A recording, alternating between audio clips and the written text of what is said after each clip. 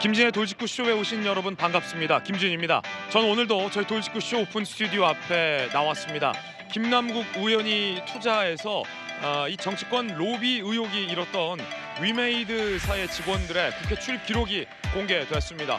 여야 의원들의 이름이 많이 나왔는데 해당 의원들은 로비 의혹에 대해서 서둘러 선을 긋고 있습니다. 그렇지만 여전히 의혹은 제기되고 있는데 잠시 후에 이야기 나눠보겠습니다. 저는 비가 오나 눈이 오나 매일 아침 이곳에서 여러분을 기다리겠습니다. 김진의 돌직구 쇼 지금 라이브로 시작합니다. 잠깐만요.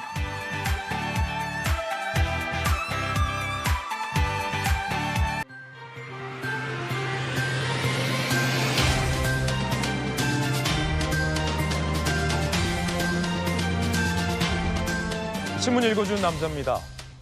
경기도의 대북 송금 의혹과 관련해서 안무수 회장이 1심에서 실형 유죄를 선고받은 가운데 한 보도에 따르면 민주당의 이해찬 전 대표와 이화영 경기도 전 부지사가 중국에 있는 쌍방울 공장을 방문한 사진이 나왔습니다. 이화영 부지사 측은 쌍방울과의 연계성을 부인했지만 이 사진은 어떻게 해명할 건지 참으로 궁금한 오늘입니다. 잠시 후에 집중 보도해드립니다. 오늘 중앙신문 4가지 키워드 준비됐습니다. 먼저 첫 번째 키워드부터 살펴보겠습니다. 첫 번째 키워드는 우주 희소식입니다. 아주 기쁜 소식으로 출발하겠습니다. 동아일보 1면입니다. 이제 대한민국도 우주 기술을 보유한 나라가 명실공히 됐습니다. 연속 발사에 성공한 것도 아주 자랑스러운 점입니다. 우주개발 G7 본 궤도에 오르다 누리호가 실용 위성, 진짜 위성을 싣고 실전 발사에 성공을 했습니다. 위성들이 현재 이 지구 상공을 잘 돌고 있다고 합니다. 세계 7번째로 위성 발사체를 개발한 나라가 됐습니다. G7 우주 강국 대한민국이 포함됐습니다. 이 대한민국이 우주 강국으로 거듭나는 초석과 발판을 아주 잘 닦아 놓은 겁니다. 이제는 달나라에 대한민국의 발사체와 대한민국의 기술이 달나라에 착륙할 차례입니다. 이어서 다음 키워드입니다. 두 번째 키워드는 사퇴. 한국일보 사면 기사인데요. 함께 보시죠.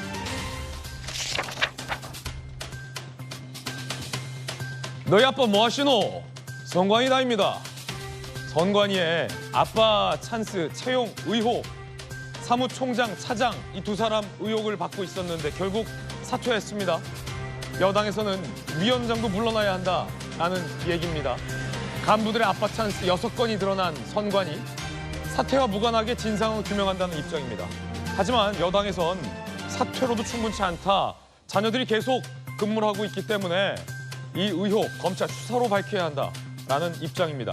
국민 대부분도 그렇게 생각할 겁니다. 이어서 다음 키워드입니다. 세 번째 키워드는 해산. 조선일보 12면 기사인데요. 함께 보시죠. 금속노조 노숙 집회 불법으로 규정하고 강제 해산을 시켰습니다. 얼마 전 윤석열 대통령도 노조의 불법 집회는 엄히 단속하겠다라고 밝혔는데 어제 금속노조가 또 1박 2일 불법 노숙 집회를 강행했습니다. 결국 경찰이 강제 해산시켰습니다. 엄격하게 법이 집행되는 모습. 이어서 다음 키워드입니다.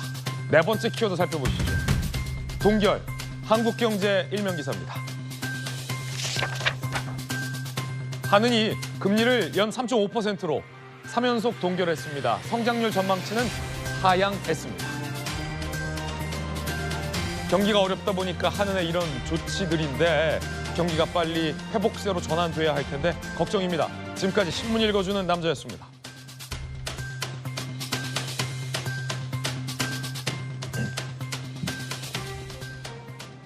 금요일 아침입니다. 함께하신 분들 소개해드리겠습니다. 이재명 대선 캠프의 공동특보 단장 출신 정치권 로비 의혹을 제기한 한국게임학회 위정현 학회장님, 그리고 국민의힘의 김병민 최고위원 나오셨습니다. 돌직구 좌장 서울시 정무부시장을 역임한 민주당의 김영주 의원, 그리고 민주당의 젊은 피 전용기 의원 나오셨습니다. 어서 오세요. 위메이드 직원들이 어느 국회의원실을 찾아갔을까요? 첫 번째 이야기 시작합니다. 위메이드사의 국회 출입 기록이 공개됐는데 어째 더 미스테리하게 의혹이 꼬이는 것 같습니다. 그리고 마블엑스 코인과 김남국 의원과의 새로운 의혹도 제기됐습니다. 이른바 김남국 코인으로 불리고 있는 위믹스, 위메이드사의 직원들 국회 출입 기록이 공개됐습니다. 함께 보시죠. 여당에서는 일단 2020년부터 지난달 총 14차례 방문한 게 맞았고요. 여당에서는 윤창현 의원, 허은하 의원, 정희용 의원실을, 야당은 김성주 의원, 김종민 의원, 김한규 의원, 오기형 의원실을, 무소속 양정숙 의원실을 위메이드사 직원들이 방문한 것으로 기록이 드러났습니다. 자, 의원들 대부분은 가상자산 소관이 정무위 소속이고요. 김한규 의원은 김남국 의혹을 진상조사하는 민주당의 진상조사단 소속인데 위메이드사가 방문한 것으로 기록이 나왔습니다. 그리고 윤창현 의원은 여당의 코인 TF 간사이죠. 자, 위정현 교수님, 이 좀 아쉽군요. 왜냐하면 어제 말씀하신 것처럼 의원실을 적어두고 자유롭게 다른 데를 돌아다닐 수도 있고, 이 의원실을 방문했다라고 했는데 의원을 만났는지 보좌관을 만났는지 확인할 길이 없어서 아쉽습니다. 요거 말고 지금 교수님께서 계속 주구장창 주장했었던 것처럼 보좌관들의 코인 보유 내역을 공개하는 게 훨씬 더 정확하고 빠르겠는데요. 그렇습니다. 그러니까 어제 어떻게 보면 이제 채널A가 정확하게 예측을 한 겁니다. 그러니까 어제 이제 방송에서 우리가 함께 이야기한 결론이 뭐냐면, 판도라 상자가 열린다고 모두들 이제 기대를 했지만 채널A에서는 이 프로그램에서는 반도 안 열렸다. 그러니까 판도라 상자의 반도 안 열려서 진상 규명이 어려울 것이다라고 말씀을 드렸고, 그리고 앵커님도 똑같이 말씀하셨습니다. 그게 정확히 적중한 사례가 됐습니다. 저희는 그래서 이게 저도 이제 저의 케이스도 그렇습니다. 국회에 출입을 할 때는 한 의원실만 적고 다른 의원실을 다 적진 않습니다. 쓰기 귀찮거든요. 그리고 또 하나는 뭐냐면 정말 가고자 하는 의원실을 안 적는 경우도 많이 있습니다. 그런 점에서 본다면 이번 같은 경우도 동일할 것이다. 다만 이제 이번에 대단히 큰 성과는 뭐냐면, 결국에는 이제 위메이드 장영국 대표가 우리는 2021년에 이제 대관 팀도 없었다라고 이야기했고, 대관 팀이 없었다는 건 국회 출입을 할 수가 없었다라는 걸 이제 암시하는 건데, 그 거짓말이 이제 깨졌고요. 그다음에 두 번째는 뭐냐면, 그때 당시에 의원실 방문을 했던 일정이 나왔기 때문에 그 날짜와 시간이 나왔을 겁니다. 그러면 그날 동시에 해당 의원실을 출입한 사람이 누군가, 그리고 뿐만 아니고 이제 CCTV를 통해서 결국에는 그날 어떤 동선을 체크를 해보면, 의원들 출입 등등을 체크를 해보면 방문자가 어디를 방문했는가가 나올 수 있다. 더불어서 아마 의원님들이 굉장히 이제 부담스럽게 생각하시는 부분이 기업 단독으로 왔을 때 굉장히 부담스러워하십니다. 예. 그래서 그러면 이제 그걸 이제 물타기 하기 위해서 뭐냐면, 저 같은 교수를 데리고 와서 활용하기도 하고, 이제 기자라든지 협단체 분들을 데리고 와서 함께 좀 그런 부담을 덜어드리거든요. 그런 점에서 본다면 그날 동시에 해당 의원실을 방문했던 사람들이 과연 누군가 하는 것들을 체크를 해보면 아마 분명히 밝혀질 수 있다고 생각하고, 무엇보다도 일관되게 저희 학회가 주장하는 것은 의원을 넘어서서 사실 의원은 많지 않을 거라고 예상하기 때문에 결국에는 보좌진들이 코인을 분명히 가지고 있을 가능성이 크다라는 점을 반복해서 지적했습니다만, 결국에는 이번에 이제 방문했다는 기록이 나온 의원님들 같은 경우에 자신의 보좌진들에 대한 전수조사를 해서 바로 가지고 있다, 가지고 없다를 밝히면, 그리고 예. 실제로 농협이라든지 K뱅크의 통장 거래 내역을 밝혀버리면 의혹이 일거에 해소될 수 있다고 생각합니다. 본인들의 이름이 막 등장하니까 여야 의원들이 서둘러 해명을 하기 시작했습니다. 대체적으로 해명은 이렇습니다. 나는 안 만났고 보좌진과 면담한 것, 혹은 그냥 출입만 도와준 것 등등의 해명들이 릴레이로 나오고 있고, 입법 로비와 무관하다, 나는 위믹스에 투자 안 했다라는 건데, 자신 있다면 전현직 보좌관들의 코인 보유 내역을 공개하면 입증이 된다는 전문가의 말씀입니다. 과연 보좌관들의 코인 보유 내역을 공개하는 의원들이 있을까요? 이 리스트 중에. 김명민 최고위원 어떻게 보십니까? 그 모든 코인 내역도 중요한데요. 제일 쉬운 건 위메이드사가 국회에 한 14번 정도를 방문했다는 거지 않습니까? 네. 그럼 교수님 말씀 주신 것처럼 국민들이 궁금한 건 그냥 의례적인 상태로서의 방문인 것인지 우리가 궁금해하는 P2E에 관한 입법 로비 때문에 방문한 것이 궁금하고 그런 의견들을 전달하는 것으로 그치는 것이 아니라 김남국 의원이 수십억의 코인을 위믹스에 투자한 것처럼 혹시 국회에 있는 보좌진들이나 국회의원들도 위믹스 같은 이 코인에 투자한 것 아닌가라는 의구심이 커지지 않습니까? 예. 제일 깔끔하고 쉬운 것, 위믹스 코인 투자한 적 있는지 없는지 이 정도는 일단은 공개를 해줘야죠. 코인 전체에 대한 거래 내역들을 공개하는 데까지는 시간이 좀 일부 걸릴 겁니다. 하지만 의구심이 커지고 있는 위믹스 혹은 김남국 의원이 사전 정보 이용한 거 아니야? 라고 의구심 받고 있는 마블엑스 코인 같은 것. 이른바 소위 김남국 코인들에 대해서 네. 보좌관들 갖고 있는지 없는지만 밝히면 간단하다. 일단 이 모든 것들을 통틀어서 저희가 P2E 코인에 김남국 의원이 집중 투자했다는 의혹이 커지고 있고 P2E 업계 관련된 입법 로비가 있는 것 아니냐는 의혹이 지금 우리가 얘기하고 있는 쟁점과 핵심 아닙니까? 예. 그럼 코인을 좀 좁혀서 P2E 코인에 투자한 국회의원 보좌관이 있는지 싹 다 공개해라. 이거 어렵지 않을 겁니다. 네. 아마 지금 전용기 의원님부터 딱 공개하고 시작하면 쉽게 국회 내에서 이루어질 거라고 생각합니다. 예. 자, 이 리스트에는 없는 전용기 의원은 뭐 코인 투자를 안 하는 의원이니까. 자, 지금 여야 의원들 다 나왔는데 동의하십니까? 지금 전문가의 제안을 일단 여당의 최고위원은 동의했어요.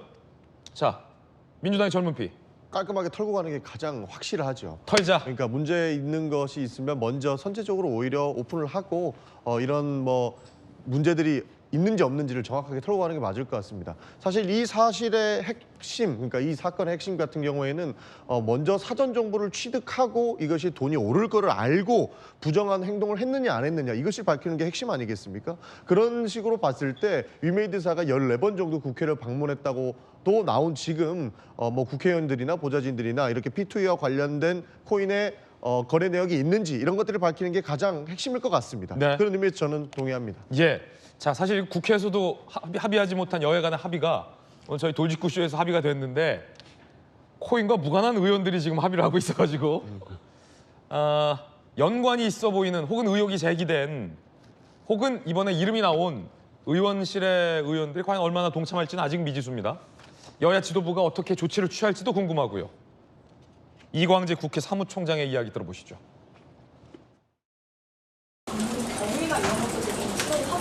출입 기록이기 때문에 의원님을 만났는지 아니면 비서관을 만난 건지 아니면은 그냥 그 명의만 빌린 것인지 그건 사실 알 수가 없습니다. 기록은 남아있지만 거기를 안 가고 다른 의원실을 방문했을 가능성이 존재할 수 있는지 아니면 동시에 여러 의원실을 방문했을지 그 방을 방문하는 경우도 있을 수 있고 다른 방을 방문하는 경우가 있을 수도 있습니다. 출입 기록이 공개돼도 상당히 헷갈리는 상황이 이어지자 지켜보던 정의당은 그냥 300명 전수조사하자라고 밝혔습니다. 공개된 의원실에 실제 어느 의원실에 방문하였는가에 대한 규명이 시급하다. 국회의원 300명에 대해 보좌진까지 전면 조사 추진하자. 요거는 보좌진까지 함께 전면 조사 추진하자라고 어떻게 보면 위정현 학회장님이 제안한 제언을 정의당도 찬성하고 나선 겁니다. 그리고 국회에서는 이른바 김남국 방지법이 만장일치로 통과됐습니다. 국회의원 가상자산 공개하자. 공직자윤리법 개정안 국회 본회의 통과했습니다. 김남국 의원 탈당 뒤 열흘 넘게 국회 회의에 불참하고 있습니다. 지난 12여일간 민주당 의원과 함께 법안 10개를 공동 발의했어요. 김남국 의원이. 판검사 견제하는 법 왜곡죄 관련 포함이 되어 있습니다. 김영주 의원님, 예. 지금 본인을 방지하자는 법안이 여야 만장일치로 통과됐는데 국회의원이 국회 회의에도 참석하지 않고 다른 의원들과 법안을 발의하고 있는데 뭐 검사를 또 이렇게 제안하는 법을 공동 발의했는데 이게 지금 국회의원의 성실 유지 의무를 수행하고 있는 거 맞습니까? 성실 의무 위반이죠. 실제로 국회 출입도 하지 않으면서 물론 뭐 다른 의원실에서 협조해서 오면 보좌관이 이런 게 왔습니다 하면 통화를 통해서 뭐 어디에 있는지 모르지만 해주라 그러면 이제 해주는 절차이기는 하지만 실제로 이런 상황에서 김남국 의원에게 공동 발의하자고 제안하는 것도 적절하지 않고 적절치 않다. 또 본인 스스로가 공동발의 주체자로 먼저 나서는 것도 매우 부적절한 얘기고, 더 심각한 것은 어저께 만들어진 소위 김남국 방지법이 김남국을 전혀 방지할 수 없게 법이 통과됐다는 거예요. 실제로 국회법하고 공직자윤리법인데, 공직자윤리법은 예. 처벌할 수 있습니다. 그런데 국회법은 처벌할 그것이 전혀 없고요. 예. 그런데 소급 적용은 국회법만 됐거든요. 아하. 그래서 사실은 그 속에서는 어제 방금 지금 우리가 얘기하는 것처럼 국회의원뿐만 아니라 국회법에서는 적어도 보좌진도 말하자면 자산 여러 가지 코인에 대한 등록을 해야 된다. 국회 사무처가. 이런 부분이 이제 이해 충돌해. 왜냐하면 최근에는 국회의원들이 잘 모르, 특히 정무위는 그렇습니다. 죄송하지만 보좌관들이, 정무위 전문 보좌관들이 있는 거예요. 의원들은 2년씩 돌아가면서. 그렇기 때문에 오히려 회사가 실제로 의원을 설득하기보다는 보좌관을 설득할 경우가 많습니다. 보좌관이 이게 맞습니다, 의원님 하면 아 그래? 따라가는 경우가 많고 질의도 그렇게 하기 때문에 이제 그런 부분에 대해서 구멍이 퉁퉁 뚫린 그런 어떤 면죄부를 주는 김남국 방지법이었다라는 부분이 있고, 또 하나 이참에 제가 말씀드리고 싶은 것은 예. 어차피 처음부터 출입 기록을 갖고 얘기하는 것은 잘못된 방식이었다. 차라리 전수조사라도. 그리고 또 하나는 국회 출입하는 데가 얼마나 많은 기업들이 합니까? 또 국회라고 하는 것은 수많은 곳이 이해가 충돌되고 로비가 이루어지는 장소라는 측면에서 그 위메이드 하나가 P2E를 대변할 수 있는 것은 다 아니지 않습니까? 그래서 그렇게 몰아가는 것 매우 저는 한편으로는 국회 입장에서도 부적절했다 그렇게 보여집니다. 김남국 방지법이 전혀 김남국을 방지할 수 없는 법안이다라는 분석이 상당히 재밌군요. 저는 여기서 사실 하나 가지 오해는 좀 풀어야 될 것 같습니다. 왜냐하면 김남국 의원이 지금 10개 법안에 공동 발의를 하고 이렇게 활동을 하고 있다라고 얘기하고 있는데, 사실 법안이 발의될 때는 이 시점이 언제가 될지는 정확하게 특정을 할 수가 없습니다. 그러니까 이 10일간 10개 발의된 법안에 공동 발의를 했다는 것은 사실 30일 전에 이미 공동 발의 도장을 찍어놨을 수도 있는 것이고요. 지금 실제로 10일 이전에 지금 그렇겠군요. 예, 잠적을 할 수 있는 시간에 찍을 수도 있는 이게 것이거든요. 발의된 시점과 도장을 찍은 시점은 다를 수가 있다. 그렇죠. 그렇기 예. 때문에 제가 봤을 때 지금은 이 10일간의 잠적 상태에서 공동 발의를 했다고 보기보다는 과거에 이미 공동 발의에 참여해놨던 예. 그런 상태에서 이 법이 이 10일간에 발의가 된 거기 때문에 이 부분에서는 오해가 있을 수도 있다. 이런 말씀 좀 드리고 싶습니다. 예. 아니 근데 동료 의원이시니까 김 의원은 언제까지 이렇게 잠적을 합니까? 왜 자꾸 국회에 결석합니까? 자료 제출도 안 하고 코인 매각도 안 하고 국회의원으로서의 의무도 다하지 않고 왜 계속 이렇게 결근하고 잠적합니까? 언제까지? 빨리 돌아와서 이제 모든 것을 해명하면 좋을 것 같습니다. 이제 법안도 통과됐고요. 이제 국회의원 전원의 가상자산 전수조사가 이루어질 것입니다. 그리고 제가 알기로는 6월 말까지로 알고 있는데요.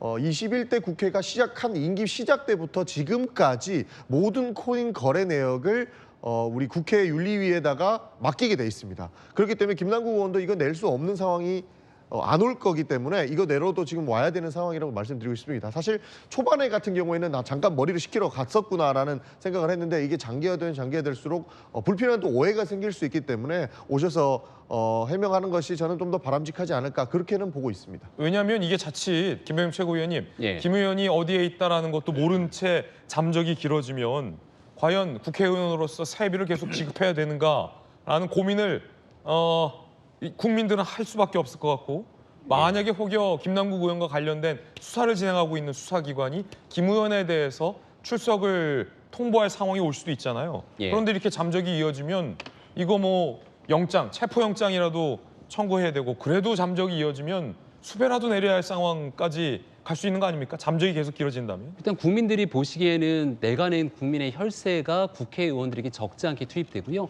김남국 의원 개인뿐 아니라 9명 정도에 달하는 보좌진들에까지 그 혈세가 지급되고 있는데, 지금 김남국 의원은 국회의원으로서의 책무를 완전히 방기하고 있는 것이죠. 예. 이 순간 한 열흘 넘게 두문불출하고 아예 종적을 감춰버린 현 상황만 보더라도 국회에서 즉각적으로 김남국 의원 제명시켜주는 것이 오히려 국민들의 뜻을 맞춰주는 거다, 이런 말씀을 드리지 않을 수 없고요. 또 여러 가지 법적 의혹들이 쏟아져 나오고 있는데, 김남국 의원의 태도와 그 해명은 김어준 씨 유튜브에 나가서 한 두어 번 정도 얘기한 예. 거 말고는 국민이 궁금해하는 내용들에 대해서 전혀 소명하지 않습니다.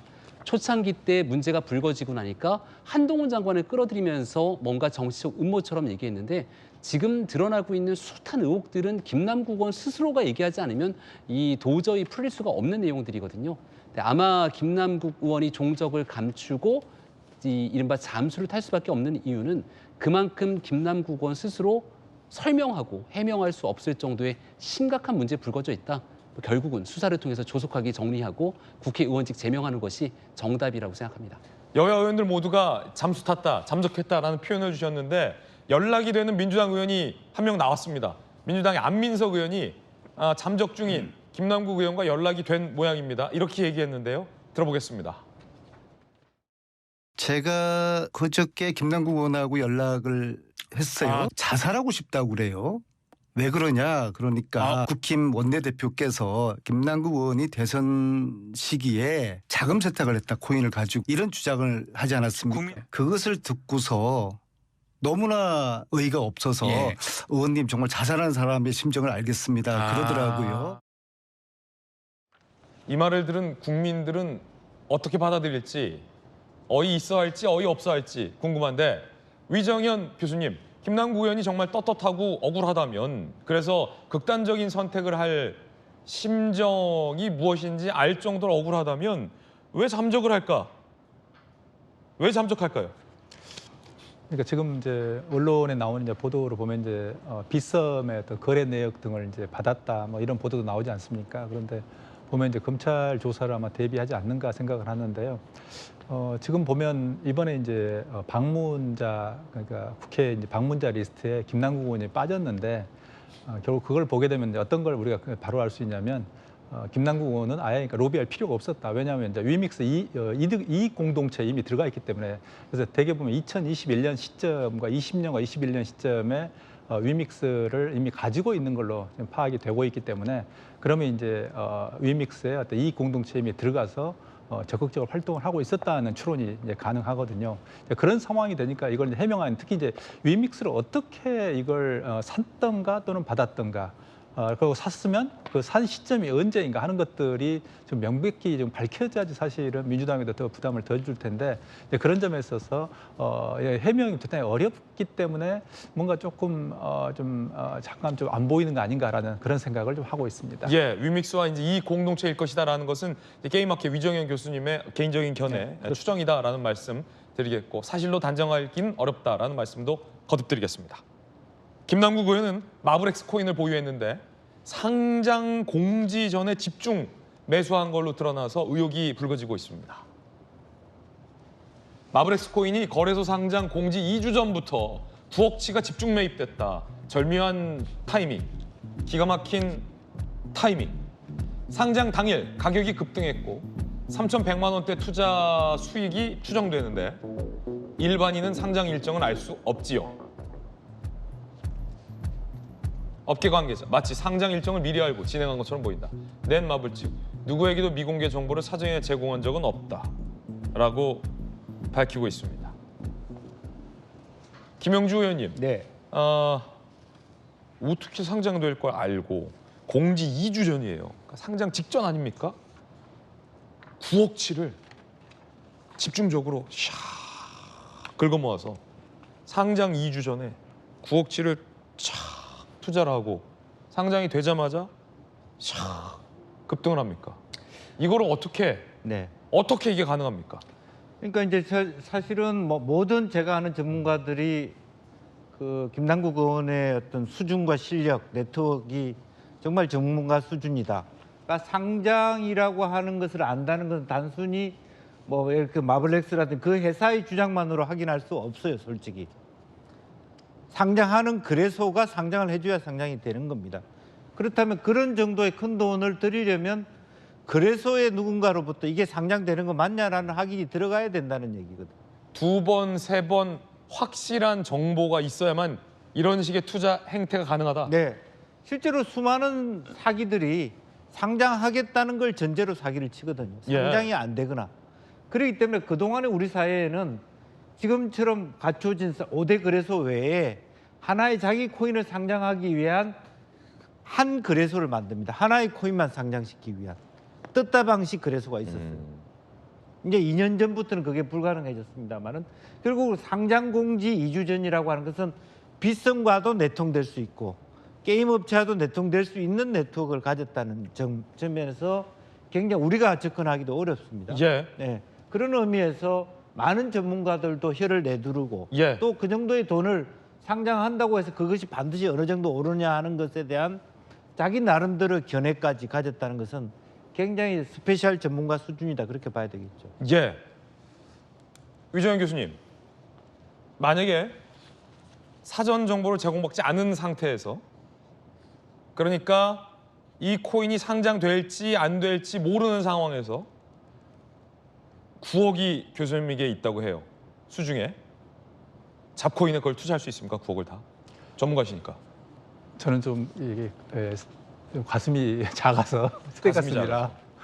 9억은 제가 뭐 그런 생각을 해본 적도 없고 제가 만약에 이제 9억이 있어서 투자를 한다면 이제 비교적 좀 안전한 뭐 삼성전자 또는 뭐 현대차 예. 묻어놓고 그냥 잊어버리는 그냥 워런 버핏이 하는 방식이거든요.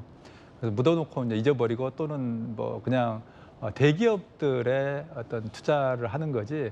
특히 이제 잡코인 또 김치코인에 투자한다는 것은 뭔가 좀 근거가 없이 확신이 없이 좀 어렵다고 좀 보고 있습니다. 근데 이번에 이제 김남국 의원 투자 패턴에서 우리가 주의 깊게 봐야 될 포인트는 결국에는 매수 시점입니다. 그러니까 매수 시점에서 그러니까 예를 들면 이제 상장 전에 또는 예를 들어서 이제 그 업비트로 이제 상장되는 것도 마찬가지인데 그 전 같은 경우도 이거 똑같은 거고요. 마블엑스와 똑같습니다만 결국에는 상장 전에 사가지고 이제 오른 다음에 파는 이 패턴들이 몇 번 반복되는 거 우리가 보고 있기 때문에 네. 그럼 한 번은 이제 우연이라고 좀 생각할 수도 있습니다. 그런데 이런 것들이 몇 차례 이제 반복이 됐다면 특히 매수 시점이 폭등 전이라면 이건 뭔가 이유가 있다라고 우리가 이제 추론을 할 수 있는 거죠. 아직은 추정입니다만, 의혹입니다만 검찰의 수사가 예상되는 만큼 수사로서 명확히 좀 규명이 돼야 할 부분 같습니다. 여러분의 수중에 9억이 있다면 전 재산에 가까운 돈이라면 확실히 상장될 것이라는 정보 없이 확신 없이 이름 없는 잡코인에 투자할 수 있으시겠습니까? 저라면 새마을 금고로 갑니다. 유인태 전 총장이 김남국 의원은 총선 못 나가니까 자진 사퇴해야 한다라고 돌직구를 날렸습니다. 아니 어차피 이제 저기 다음 총선엔 출마 못 할 거 아니에요. 이래 놓고 출마할 수 있겠냐고요. 자기는 불법은 없었다고 예. 해놓고도 예. 그러지 않으면 뭐 저렇게 숨을 이유가 없지 싶은데 자기가 자진 사퇴하고 의원직 죄송하다 이러고 예. 이제 뭐 그렇게 딱 정리를 하면은 얼마 전에 복당해서 논란이 일고 있는 민영배 의원조차도 김남국은 나랑 달라서 복당하기 어렵다라고 얘기했습니다. 지금 김남국 의원이 정치를 지금 당장 재개할 수 있겠습니까? 제가 보기엔 불가능하다고 봅니다. 그리고 당헌 당규 때문에라도요. 앞으로 총선 이전에 복당할 가능성이 없습니다. 특히 저 같은 경우에 입법 그러니까 활동을 하다가 좀 다르죠. 그러니까 제가 아니, 갖다 전혀 다르죠. 아니고 전혀 다르죠. 전혀 달라서 글쎄요. 저가 볼 때는 당에서 그 복당을 고민할 시기는 오지 않을 것 같은데. 민영배 의원한테도 손절. 여론조사도 김남국 의원에게는 좋지 않습니다. 김남국 의원 가상화폐 투자 논란 60%가 의원직 사퇴해라 라고 과반이 훨씬 넘는 60%가 의원직 사퇴하라 라고 답변을 했습니다. 그 가운데 김남국 의원의 소위 잠적은 언제까지 길어질지 아직은 미지수입니다. 민주당 내에서 김남국 의원 사퇴를 보면서 특히 비명계가 당 지도부를 향해서 많은 비판의 목소리를 내고 있습니다. 그러자 강성 지지자들은 그 발언하고 있는 비명계들을 집중적으로 공격하면서 김남국 의원을 옹호하고 있습니다. 그리고 일부 지도부와 강경파 의원들은 이 개딸 지지자들을 응원하고 있는 그런 상황이 이어지고 있습니다. 그 가운데 비명의 조응천 의원이 뼈 있는 농담을 해서 주목받고 있습니다. 이 대표가 안성에서 수박 먹었을 때 이건 시그널이라는 얘기. 요즘 식당 후식으로 나온 수박을 잡으려다 움찔한다. 동족상전하는 것 같다. 수박이 수박을 먹는다는 얘기죠. 동족상전하는 느낌이다. 뼈 있는 농담이겠죠. 김병민 최고위원님. 예. 수박이 네. 굉장히 모욕적인 비민안이잖아요. 비명계 의원들에게. 네. 근데 야 이런 농담이 나오네요. 수박이 수박을 먹는 것 같다. 뭐 일부 의원을 두고는 수박 겉핥기다 예. 이렇게까지 하더라고요. 그러니까 수박인지 아닌지 이런 표현들을 같은 당내에 있는 당 지지층들에서 할 수 있다는 게 좀 놀랍긴 한데요. 가장 우려되는 지점 중에 하나는 지금 일어나고 있는 일련의 이 사건들을 우리가 쭉 지켜보면서 정말 그 김남국 의원을 비판하는 젊은 청년 정치인들의 목소리들이 있었는데 맞아요. 그런 청년 정치인들의 목소리들까지도 강력한 팬덤 정치에 기대서 폭력적인 언어로 비난하게 되는 목소리들이 당내에서 상당히 쏟아졌다는 것 아닙니까? 근데 그런 일들을 좀 절연하기 위한 노력들이 반드시 필요할 텐데 지금 민주당 내에서 그런 자정작용들이 일어나지 않고 있고 하다 보니 저렇게 조홍천 의원은 더 스스로를 비하하는 것처럼 얘기를 꺼내게 되고 또 이재명 대표는 당대표의 리더십으로 저 부분을 정리해줘야 되는데 그러지 못한 측면들이 민주당 내에서 나타나는 것 같아서 최근엔 또 이제 이원욱 의원에게 개딸이 아니라 이제 외부의 이관계에 당한 거다. 예. 뭐 이런 얘기도 있었잖아요. 그런 식으로 접근하기 시작하면 아무런 일도 해결할 수가 없는 거죠.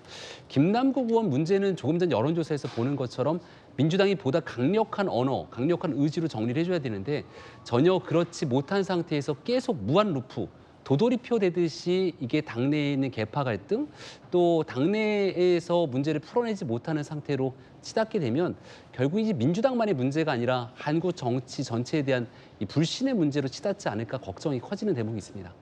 전 교육님. 그러니까 이게 수박이라고 하는 것이 겉은 파란데 속은 빨갛다라고 해가지고 예. 왜 국민의힘처럼 주장하느냐 약간 이런 논리가 되거든요.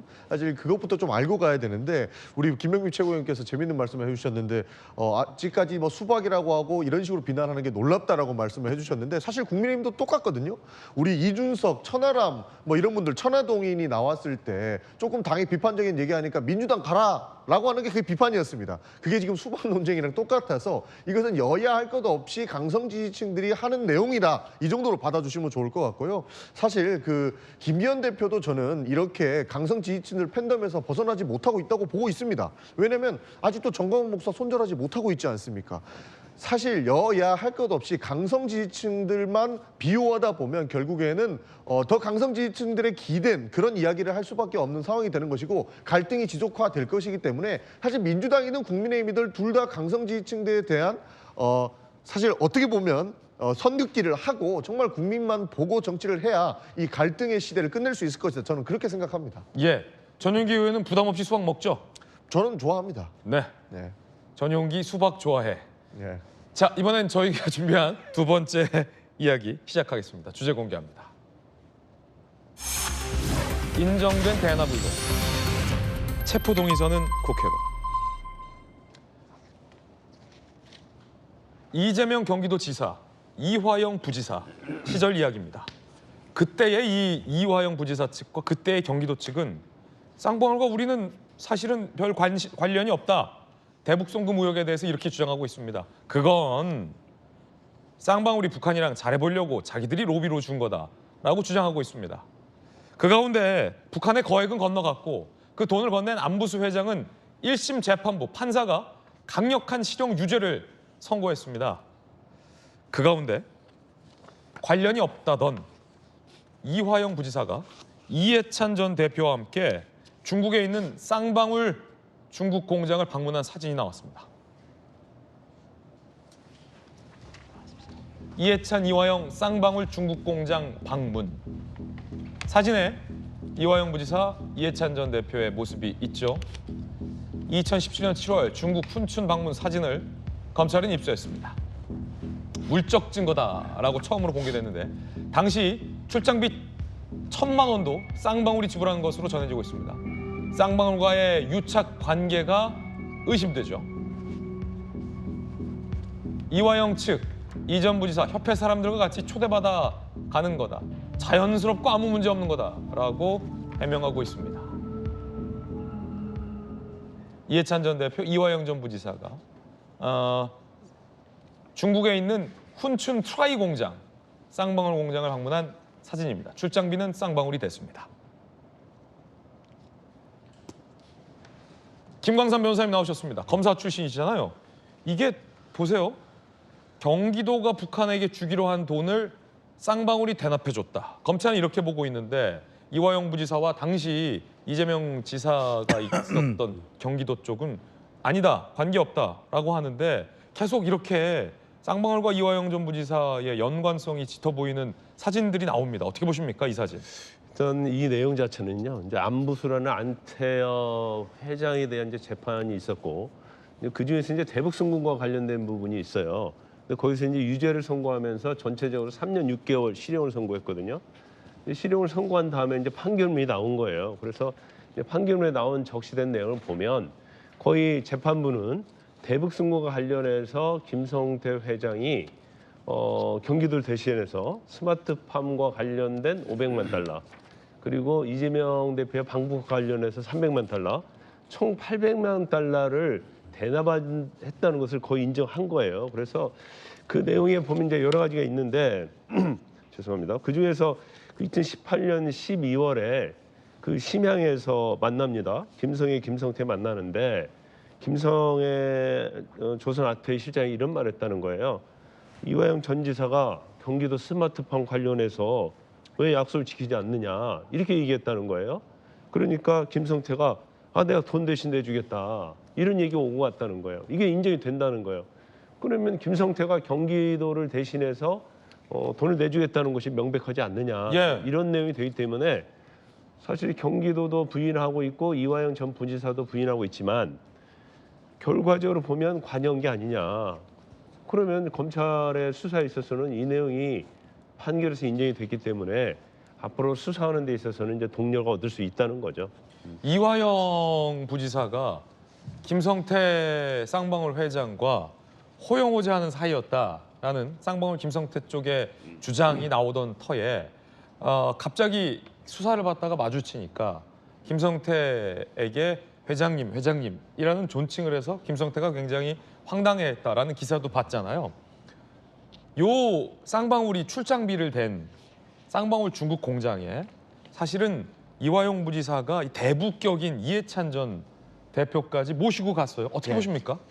사실은 저랑 이화영 전 의원이랑 이해찬 총리 중국 자주 갔었어요. 네. 예. 많이 이제 2015년 10년 전으로도 많이 다녔었는데 이제 또 동북아 평화 경제 협회가 있었으니까 그런 활동으로 아마 갔을 것 같고 그런데 이제 문제는 이화영 의원의 자녀 특혜 의혹, 그다음에 이해찬 전 대표의 보좌관 그 사회이사의 실제가 사실이고 이제 그런 부분이 단순한 방문이 아니다는 걸 증명해 주는 거잖아요. 아마 그 연결고리는 이화영 전 의원이었다고 보여집니다. 유착 관계가 의심된다. 네. 그래서 실제로 이해찬 그 총리는 이화영 의원이 우리 아는 한국 기업이니까 공장이니까 한번 가자. 그렇게 협회 차원에 갈 수 있고 그게 갈 수 있어요. 그래서 특히 이제 중국에서 굉장히 주요하게 좋아하는 인물 중에 한 분이 이해찬 전 총리이시기 때문에 힘을 실어줬다 그렇게 봐야 될 것 같습니다. 그 가운데 법원이 안부수 회장 유죄를 선고하면서 사실상 경기도가 내야 할 돈을 쌍방울이 대신 대납했다라는 것을 인정했습니다. 안부수 1심 판결문 동아일보가 자세히 분석했는데요. 북한의 김성애가 이화영 전 지사가 경기도 스마트폰 비용 안 줬다, 약속을 안 지켰다라고 합니다. 그러자 김성태가 쌍방울이 그 돈 대신 내주겠다라는 취지의 답변을 했는데요. 1심 재판부는 해당 대화를 사실로 인정했습니다. 그렇다는 즉슨 경기도가 내야 할 돈을 쌍방울이 대납해줬다라는 사실을 법원이 이번에 인정을 한 거란 겁니다. 김영민 최고위원님, 1심 재판부가 인정했잖아요, 대납을. 그런데 이 사건 초기에 경기도의 대납 의혹에 대해서 이재명 대표는 검찰이 신작 소설이라고 했단 말이죠. 펄쩍 뛰었죠. 근데 1심 재판 결과 나오지 않았습니까? 그리고 저렇게 쌍방울이라는 기업이 북한에다가 돈을 경기도가 내야 될 돈을 대신 납부합니다. 그 대납에 대한 가장 큰 혜택은 누가 보죠? 당시 정치인이었던 이재명 도지사가 보는 것 아닙니까? 그리고 이번에 1심 재판부는 이재명 대표의 방북 비용도 이번에 건너갔다는 걸 인정했잖아요. 그리고 경기도 아태협이 경기도의 보조금을 횡령한 내용들까지도 이 재판부에서 다 인정을 했기 때문에 예. 이 모든 일들은 당시 경기도지사였던 이재명 지사를 향할 수밖에 없습니다. 쌍방울의 김성태 회장의 모습을 지켜보면 이른바 과거에 있었던 조폭 출신에 대한 의혹부터 시작돼서 상당히 도덕적으로 비난받을 일들이 많은데 여기에 일단 중심축인 이화영 전 부지사가 부지사로 있으면서 쌍방울 법인카드를 썼던 것부터 시작해서 쌍방울과 연계하고 경기도가 해야 될 일들을 중간에 북한의 돈까지 대신 건네게 되는 참담한 일들을 벌이고 이게 1심 재판부에서 인정이 됐다는 겁니다. 근데 왜 이재명 대표는 아무런 말이 없죠? 관련된 내용들에 대한 총체적 책임지고 국민께 고개 숙여야 되는 것 아닙니까? 관련된 내용 속에서 본인이 과거에 신작소설 운운했던 얘기들 어떤 식으로 주워 담게 될지 굉장히 궁금한데 아직까지는 아무런 말이 없는 것 같습니다. 전용기 의원님, 이거 신작 소설이라고 하셨는데 1심 재판부가 사실로 인정했습니다. 어떻게 된 겁니까? 그러니까 이미 뭐 관계는 있다고 나온 걸로 봤었고요. 사실 저 내용조차도 김성태가 주장한 거지 않습니까? 그에 대한 증거를 냈으니까 그 사실이 있다라고 본 것 같습니다. 그런데 이것만 가지고 이재명 지사가 모든 책임이다라고 하는 것은 조금 어불성설이다라는 말씀 드리고 싶은데요. 예. 그 당시에 경기도에서 있었던 일이 모두 이재명 지사의 책임이다라고 하는 것은 검찰이 사고 치면 그 당시에 총장이었던 윤석열이 잘못한 거랑 똑같다라고 생각하는 것과 마찬가지입니다. 그때 당시 김성태는 자기의 사업적 영위를 위해서 결국에는 베팅을 했던 것이고 그 관계 속에서 북한과의 어떻게든 연결고리를 만들고 싶어 하는 과정 속에서 지금 나온 내용들인데 이것이 전부 다 이재명을 향해서 이재명을 위해서 이재명을 대통령을 만들기 위해서라고 이야기하는 것은 소설에 불과하다, 신작 소설에 불과하다라고 이야기하는 것과 같다라고 저는 보고 있습니다. 그러니까 이재명 대표의 그때 답변의 취지는 방북 비용도 북한에 안 넘어갔다라는 부인 취지가 아니라 나를 위해서 이런 의혹들이 벌어졌다라는 검찰의 시각에 대한 견해였다. 그렇죠. 라는 반론도 함께 전해드리고 있습니다. 한 가지만 덧붙여 얘기하면 다시 그럼 김병민 최고위원. 이재명 경기도지사는 매우 무능한 경기도지사였던 겁니다. 본인 밑에 있던 부지사가 북한이랑 짝짝꿍해서 돈 갖다 건네고 산하에 있는 보조금이 막 횡령하게 되고 이런 일들로 경기도가 대납해야 되는 것을 관련된 굉장히 좀 조폭 출신 이 쌍방울이라는 기업이 북한에 대납하고 있는 이 수많은 일들이 있는데 그 경기도를 이끌었던 지사는 아무것도 모르고 아무것도 행동할 수 없었던 아주 무능한 지사였다는 것을 인정하게 될 텐데 이런 내용들까지 복합적으로 얘기해서 이재명 지사, 당시 지사가 현재 상황에서 언급 정도는 해줘야 되는 것이 맞다고 생각합니다. 그런 취지라면 저도 동의합니다. 이화영 부지사가 잘못했던 것이 이재명의 무능이었다라고 하면 지금 정부가 사고치고 있는 전부 잘못은 윤석열 대통령이 무능하기 때문이라고 귀결되기 때문에 저는 그 부분 동의합니다. 자, 두 분의 치열한 토론 전해드리고 있습니다. 그 가운데 이번엔 돈봉투 의혹과 관련해서 검찰이 돈봉투 의원 전원을 해당 의혹을 받고 있는 의원 전원을 기소할지 말지 고민하고 있다는 기사가 나왔습니다. 함께 보시죠. 자, 돈봉투 수수 민주당 의원 10여 명이 특정됐는데 전원 소환 및 기소할 방침이라는 겁니다. 윤관석 의원이 300만 원 돈봉투 20여 개를 민주당 의원들에게 뿌렸다라는 의혹이죠. 이성만 의원 수수자로 첫 특정이 됐죠. 자, 김광선 변호사님. 네. 지금 보시면요. 검찰이 증거인멸 정황도 지금 포착한 것으로 나와요. 윤관석 의원과 강래구 씨가 수사 시작 직후 통화한 사실도 검찰이 확인을 했습니다. 그리고 압수수색 직전 휴대전화 교체하고 깡통폰도 냈어요. 지금 증거인멸도 한 거 아니냐. 그러면 검찰에게 시간이 많이 없는 것 같은데 이거 빨리빨리 소환하고 빨리빨리 당연히 기소해야 되는 거 아닙니까? 일단 이제 강래구 의원을 비롯해가지고 이제 돈봉투 사건을 내용을 들여다보면 전부 다 증거인멸 정황이 굉장히 많아요. 이거 서로 공모를 하고 아니면 깡통 휴대폰 내고 소영일 대표도 깡통 휴대폰 냈잖아요. 근데 본인은 뭐 이것은 방어권 차원이다 이렇게 얘기를 하고 있어요. 그렇지만 잘못한 게 없다고 한다면 왜 이런 행위를 할까 이런 의심이 가고 그다음에 이제 강래구 전 감사위원도 사실은 처음에 영장 기각됐잖아요. 근데 그 뒤로 증거인멸 정황이 워낙 명백히 드러났기 때문에 다시 영장 재청구해서 영장이 발부가 됐어요. 예. 그래서 지금 검찰 입장에서는 아마 제가 볼 때는 거의 다 증거는 다 확보하고 있는 걸로 보입니다. 그래서 아마 증거인멸 정황까지도 전부 다 확보를 했기 때문에 이번에 윤관석 의원하고 이성만 의원에 대해서 영장을 청구한 걸 보이고 예. 또 그 과정에서 둘도 아마 서로 통화하면서 뭐 증거인멸한 정황을 검찰이 지금 확보하고 있다. 단지 이제 내용의 어떤 중대성에 따라서 이제 영장이 발부가 될지 안 될지는 좀 두고 봐야 할 것 같습니다. 예, 목감기 걸리셨군요. 네. 빨리 쾌차하시기 바라겠습니다.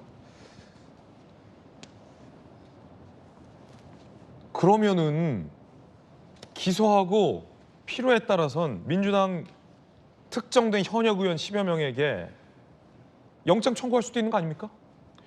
근데 아마 이제 받은 사람에 대해서 영장 청구기는 쉽지 않을 거예요. 그래요. 예, 예. 이거를 왜냐면 주모하고 뿌린 사람에게는 영장을 청구하지만 받은 사람은 죄가 좀 가볍다는 겁니까? 이제 주도하고 돈을 마련하고 뿌린 사람은 우리가 이제 주범이라고 볼 수 있잖아요. 예. 그러면 우리가 일반적으로 이제 돈을 뿌릴 때 이제 받는 사람하고 어떤 특혜와 수혜를 얻기 위해서, 그러니까 송영길 대표의 당선을 위해서 돈을 뿌린 사람하고는 이제 상당히 좀 차이가 있다 이렇게 볼 수가 있어요. 그리고 이제 받은 금액이 뭐 300만 원이기 때문에 적지 않은 돈이긴 하지만 이것을 어떻게 보면 약간 수동적이라 볼 수 있거든요. 더군다나 그게 한두 명도 아니고 10명, 20명인데 예, 다 영장 청구하기는 검찰이 굉장히 부담이 가죠. 그렇군요. 그래서 아마 제가 볼 때는 전부 다 불구속 기소를 할 것이다. 그렇지만 이제 재판 결과에 따라서 금고 이상의 어떤 집행유예 형을 받게 되면 의원직을 유지할 수 없고 지금 기소되는 의원이 굉장히 숫자가 많잖아요. 그러면 지금 민주당의 의원이 170명이라고 하면 그럼 뭐 한 20명 정도 기소가 돼버리면 뭐 10분의 1 이상이 재판을 받아야 하는 뭐 당대표부터 시작해서 이제 엄청난 숫자가 이제 법정에 불려다니는 거죠. 이성만 의원은요, 해당 의혹을 부인했습니다. 녹취록은 짜깁기라고 주장했습니다. 검찰은 경선 캠프 관계자에게 100만 원을 제공했다고 하는데 우선 그런 사실이 없을 뿐더러 실제 한 페이지 이상의 대화 중 일부를 짜집기한 것입니다. 검찰은 모 의원으로부터 300만 원을 수수했다고 하는데 이 역시 사실무근이다. 송영길 후보에게 공식 정치 후원금을 300만 원 이미 낸 사람이 거꾸로 돈을 받았다는 게 상식적이지 않다. 명백한 검찰의 정치행위이자 야당을 손에 쥐고 흔들려는 수작일 뿐이다. 막무가내식 인신구속으로 해결하려는 검찰의 행태에 대해 분노를 넘어 참담함을 느낀다. 녹취록이 짜깁기라면 그 녹취록에 나오는 상황은 어떤 상황인지에 대해서 명확한 해명이 나와야 할 텐데 당사자들은 정작 그 상황이 어떤 상황인지에 대한 이야기는 언급하지 않고 있습니다. 일각에서 나오는 건 하도 이정근이 보채서 내가 그냥 둘러댄 거다라는 식의 해명이 나오는데 글쎄요, 그 해명으로는 몇 명의 국민들이 충분한 해명이라고 여길지 모르겠습니다. 검찰의 수사 결과 좀 지켜봐야 될 것 같고요. 송영길 전 대표가 한동훈 장관을 직격했다는데 함께 보시죠. 방어권은 수백 년간 많은 사람이 피 흘려 지킨 민주주의 기본이다. 깡통풍 낸 것 같고 언론의 질타가 이어지자 본인의 방어권 차원이다라고 얘기하는 거죠. 한동훈 장관이 했던 말이다. 자신들이 하면 방어권이고 일반 국민이 하면 증거인멸이라냐라고 한동훈 장관을 직격했습니다. 그러니까 한동훈 장관이 앞서 수사기관에 아이폰을 제출하고 비밀번호를 알려주지 않은 것 관련해서 너는 내고 나는 안 되냐라는 건데 어제도 잠깐 얘기가 나왔습니다만 김영주 의원님, 네. 그거랑 깡통풍 내는 거랑 좀 다르잖아요. 적어도 깡통포는 아니지 않습니까? 그러니까 우선은 방어권이라고 하기에는 좀 그러니까 방어권도 좋고 깡통폰도 좋은데 아니, 자신 있고 억울하다면서 깡통포 내고 방어권 운운하는 게 맞습니까? 그러니까 이제 우선은 뭐 방어권 깡통폰 이전에 송영길 의원이 해야 될 일이 있어요. 어찌됐든 간에 이런 일이 있었다는 불미스러운 일에 대해서 전체적으로 반성과 사과를 해야 돼요. 그러니까 신선한 정치적인 선거에 우리 캠프의 사람들이 이런 돈을 뿌렸다는 의혹에 대해서 책임을 진다. 그리고 성심성의껏 하겠다. 그런 선으로 보면 사실은 방어권 얘기를 하면 안 되죠. 실제적으로. 내가 있는 걸 어떻게 소상히 밝히겠다라고 얘기를 해야 되는데 그 얘기는 그 얘기고 그 다음부터는 나는 이제 율사 출신으로 내 방어 내가 살겠다라고 얘기하는 부분이고 이율 배반이다. 예, 이율 배반이고 또 하나는 이제 똑같이 그렇게 많은 실제적인 목소리가 나옴에도 불구하고 짜집기다. 결국에는 이정근한테만 몰아가는 말하자면 두 의원들의 반응도 석연치 않습니다. 이제 그런 부분에 대해서 결과적으로 뭐 수사가 다 끝나봐야지 법정에서 사실은 다투 가지고 뭐 이기면 다행이고 지면 죄송하다 이런 부분이 아니라 선제적으로 우리 당을 살리기 위해서 그야말로 선당우사한다는 것은 어쨌든 내가 할 수 있는 최대한 검찰에 협조하겠다는 태도로 해야만 그것이 어떤 도리가 아닌가 그런 생각을 갖게 됩니다. 예. 한동훈 장관은 이에 대해서 조사를 잘 받으시라라고 대꾸했습니다. 검찰이 기획수사라고 주장을 했는데요. 어떻게 보시나요? 검로남불이라고도 했거든요. 조사를 잘 받으시면 될 것 같습니다. 그 조사 받는 분이 여러 가지 자기 얘기하는 거는 그거는 뭐 자연스러운 거고요. 저는 그거에 대해서 뭐라고 할 만한 문제는 아닌 것 같습니다. 대한민국 사법 시스템이 정한 시스템 안에서 잘 방어하시고 잘 말씀하시면 될 문제 같습니다. 점잖게 얘기했지만 조사나 받아라라고 들립니다. 전윤기 의원님. 한동훈 장관이 저렇게 여유 있는 모습은 칼은 내가 쥐고 있다라는 것과 저는 일맥상통한다고 보고 있습니다. 왜냐하면 어차피 썰리는 사람은 송영길 대표나 그 옆에 있던 뭐 돈 받았다고 특정하는 사람들이 썰리는 거고 썰린다고 표현하시니까 너무 무섭습니다. 본인들은 칼을 휘두르겠다라는 데서 자신감이 좀 나오는 것 같습니다. 수사한다 이렇게. 사실 저는 한동훈 장관이 비밀번호를 알려주지 않았던 것과 깡통폰은 일맥상통하고 똑같다고 봅니다. 그 이유가 뭐냐면 뭐 깡통폰은 휴대폰을 바꿨기 때문에 증거 인멸이라고 하지 않습니까? 그런데 한동훈 장관이 비밀번호를 알려주지 않았기 때문에 그게 깡통폰인지 아닌지도 모르는 겁니다. 그러니까 검찰이 열어봐야 이게 깡통폰이다 아니다. 한동훈 장관이 깡통폰을 냈다 안 냈다 이 얘기가 가능한데 애초에 비밀번호를 안 알려줬기 때문에 한동훈 장관이 낸 폰이 깡통폰인지 아닌지도 모르는 거죠. 그렇기 때문에 증거인멸이라고 하면 둘 다 증거인멸이고 둘 다 방어권이라고 하면 둘 다 방어권이라고 저는 또 생각을 합니다. 사실 여기서 덧붙여드리면 10명 정도 벌써 검사가 특정을 했다라고 하지 않습니까? 그리고 기소 방침이라고 이야기를 하고 있어요. 저는 이 정도의 수사 상태라면 총선 전에 10명 특정해갖고 10명 뭐 불구속 기소를 하든지 할 거라고 생각을 합니다. 왜냐하면 결국에 검찰이 생각하고 있고 그 정치적 노림수가 있다라고 보는 거는 총선에 영향력을 미치는 게 가장 민주당을 타격 주기 좋은 방안이라고 생각을 할 거예요. 그리고 이건 모든 사람들이 다 알고 있는 내용 아닙니까? 그런 측면에서 총선 직전에 10명 불구속 기소할 거고 사실 기소할 듯 기소할 방침 이렇게 보도가 나오고 있는데 정확하게 지금 검수완박이라고 불리고 있는 이 수사 기소 분리 의 명분을 검찰이 저는 더 주고 있다라고 생각을 합니다. 이유가 뭐냐면 이미 기소를 예정해놓고 수사를 하고 있던 것과 뭐가 다릅니까? 지금 이게 검수완박이라고 하면서 왜 검찰이 수사를 못하게 해라고 하는 프레임에 쌓였지만 수사를 했던 내용과 기소를 했던 사람은 달라야 한다라는 논리는 이미 기소를 예정해놓고 수사를 하지 말라는 뜻이거든요.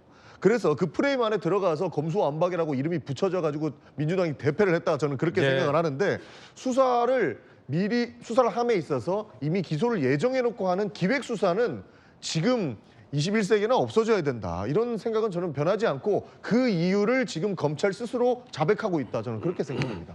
김영식 의원님. 민주당은 돈봉투 사건을 기획수사로 생각하는군요. 그러니까 이성만 의원, 윤관석 의원이 자진탈당했지만 돌아간다고 얘기를 하고 있고 여전히 국민께 반성하는 모습이 하나도 보이지가 않는 것 같습니다. 아니, 돈봉투를 받은 사람이 있어요. 그럼 그 사람을 기소를 안 합니까? 그냥 봐줘요? 돈을 마련한 사람이 있고 해당 녹취가 다 드러나 있습니다. 수사 결과를 통해서 명백한 증거가 입수됩니다. 그럼 구속영장을 쳐야죠. 그럼 구속영장을 치고 난 다음에 이게 정치 검찰의 무리한 수사면 법원이 영장실질심사 가져서 기각할 겁니다. 그러니까 법원이 영장실질심사에서 기각해서 정치검찰이 무리한 수사인 걸 입증할 수 있도록 제발 민주당이 불체포 특권을 다 포기해서 이른바 방탄으로부터 윤관석 의원, 이성만 의원 보호하지 말고 이번에 체포동의안 올라오게 되면 가결 버튼 누르는지 국민들이 똑똑하게 지켜볼 거라는 생각 다시 한번 말씀드리고요. 대한민국 민주주의 그리고 이 돈으로서 이른바 유권자의 표를 사서 이 민주주의를 완전히 훼손시킨 중차대한 범죄 행위입니다. 최소한의 반성과 양심이 있다면 여기에 대한 부끄러운 마음 정도는 알고서 이야기를 하는 것이 지금 적어도 의혹 선상이 올라와 있는 그 의원들 그리고 이 당의 대표는 민주당이 해야 될 태도가 아닐까 말씀드립니다. 그런가 하면 검찰이 공개되지 않은 또 다른 녹취 파일을 입수하고 있다는 보도가 나왔는데요. 어떤 얘기가 들어 있을까요? 관련 보도 내용 보시죠. 강내구 감사협회장이 이정근 사무부총장과의 통화입니다. 지역 본부장 이름을 거론하며 신경 좀 썼다라는 취지의 발언을 한 내용이 검찰이 확보한 걸로 알려졌습니다.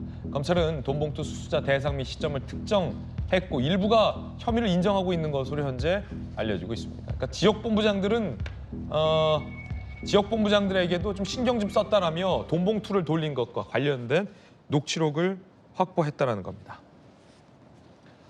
김광삼 변호사님, 검찰이 지금 수사를 굉장히 탄력적으로 속도감을 높이고 있는 것 같은데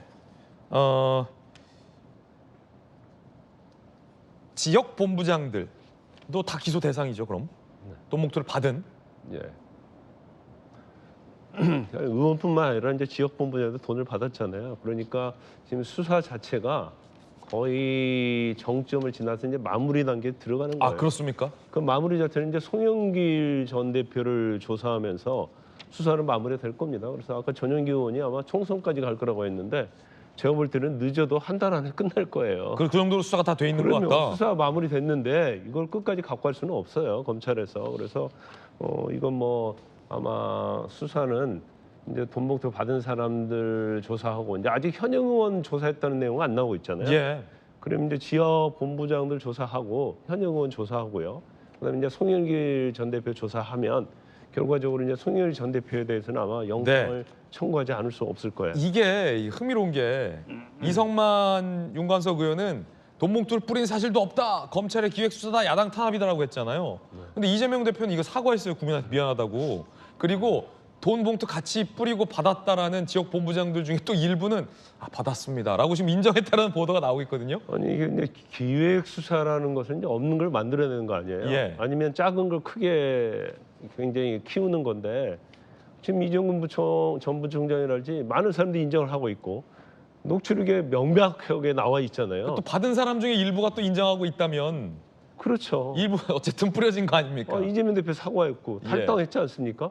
아니 기획 수사인데 왜 탈당을 합니까? 그건 잘못된 거예요. 그리고 아까 송영길 전 대표의 깡통풍과 관련해서 한 말씀 드리고 싶은데 한동훈 장관이 아이폰 비밀번호 안 알려줄 때 얼마나 비판만이었습니까?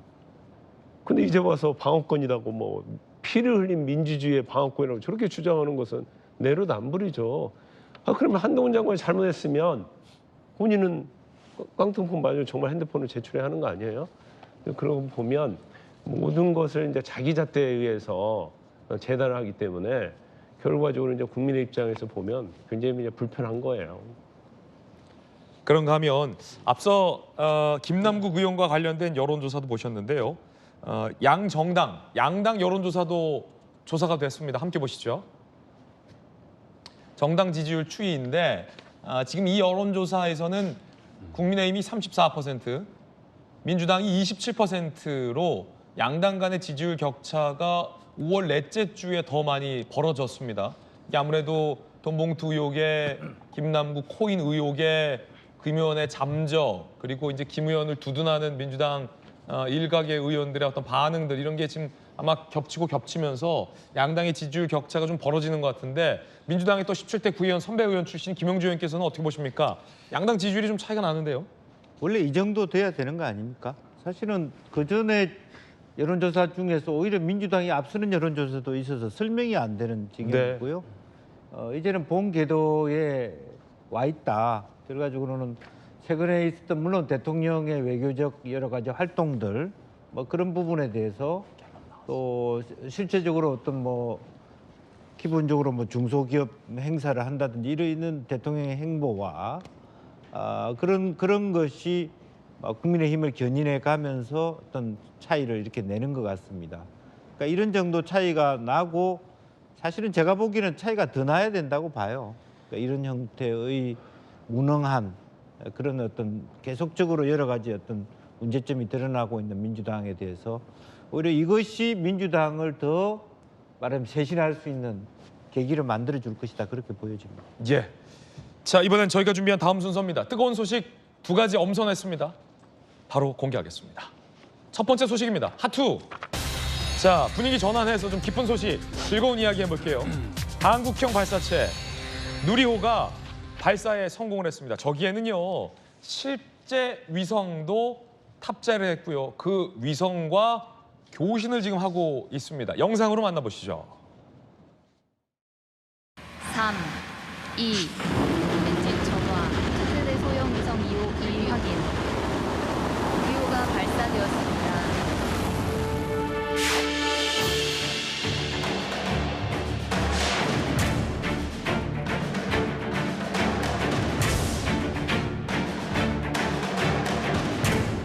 GPS 위성의 통신이 두절된다든가 지연된다든가 내비게이션이 불확실해지는 그런 일들이 발생을 합니다. 또한 영향이 지구에 우리 인간 활동에 영향을 주는지 연구하기 위해서 이 도요셋 위성이 발사된 것입니다. 성공적으로 발사가 이루어졌고요. 안정적인 발사체 3단 분리가 성공을 했습니다. 그리고 위성이 8개가 20초 간격으로 차례 분리가 됐습니다. 위성은 정상적인 궤도를 돌고 있습니다. 대단한 일입니다. 지금 보시면요, 한국형 발사체 전 세계에서 자력으로 1톤 이상의 이 위성과 로켓을 성공적으로 발사한 나라는 7국가밖에 안 됩니다.